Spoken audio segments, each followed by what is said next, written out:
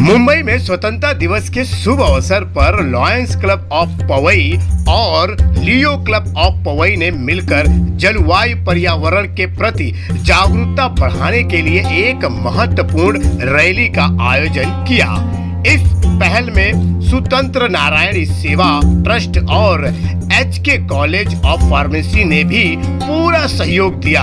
यह रैली सुबह 11 बजे सहकार रोड से शुरू हुई और इसका मुख्य लक्ष्य जलवायु पर्यावरण को गंभीर चुनौती के बारे में लोगों को जागरूक करना था। आयोजकों का मानना था कि यह रैली लोगों को पर्यावरण संरक्षण, जलवायु परिवर्तन के नेगेटिव प्रभाव और हमारे रोजमर्रा के जीवन में पॉजिटिव बदलाव लाने के महत्व को समझाने में मदद करेगी। लॉयंस क्लब ऑफ पवई की लॉयंस प्रतिभा सिंह और लॉयंस डॉक्टर शीला यादव के नेतृत्व में बड़ी संख्या में छात्रा, माताओं, बहनें और स्थानीय निवासियों ने इस रैली में भाग लिया। इस कार्यक्रम के दौरान आर्थिक रूप से कमजोर बच्चों को उनकी शिक्षा के लिए आर्थिक सहायता प्रदान की गई। रैली में शामिल बच्चों को मिठाई और पानी की बोतलें भी दी गई ताकि उन्हें आसानी से अपने स्कूल ले जा सके। रैली सहकार रोड से सुबह होकर शास्त्री नगर जोगेश्वरी पश्चिम में समाप्त हुई, जहां एक समापन समारोह आयोजित किया गया। इस समारोह में आयोजकों ने जलवायु पर्यावरण के स्थानीय और वैश्विक प्रभाव का प्रकाश डाला और सभी ने इस गंभीर मुद्दे पर गंभीरता से विचार करने का आग्रह किया। जी, मैं डॉक्टर शीला अखिलेश यादव, स्वतंत्र नारायणी सेवा ट्रस्ट की प्रेसिडेंट, एचके कॉलेज में एसोसिएट प्रोफेसर और लायंस क्लब ऑफ पवई में मैं एज ए सेक्रेटरी कार्यरत हूँ। और मैं कार्यरत इसलिए बोल रही हूँ क्योंकि मेरी जिम्मेदारी है कि मेरा ये काम है देश के लिए और हमारे समाज के लिए कुछ करना।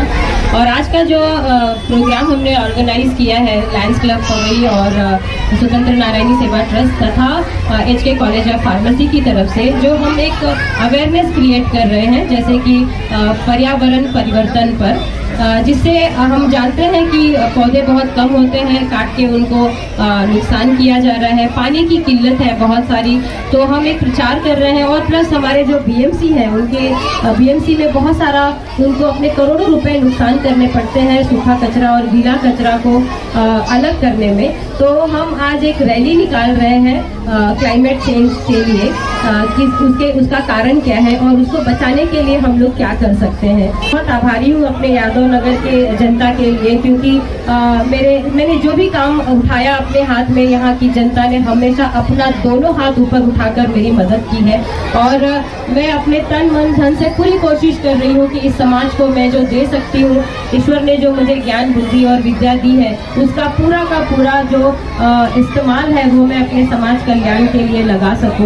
मुझे ऐसा लगता है कि अगर हर एक व्यक्ति को कभी अपनी जिंदगी में इस झंडे, इस तिरंगे के ऊपर गर्व हुआ है तो वो यहाँ खड़ा है, और इस भारत में पैदा होना वो गर्व से कम नहीं है। तो इसीलिए यहाँ खड़े हूँ कि मुझे भी उसी चीज का बहुत गर्व है। जय हिंद।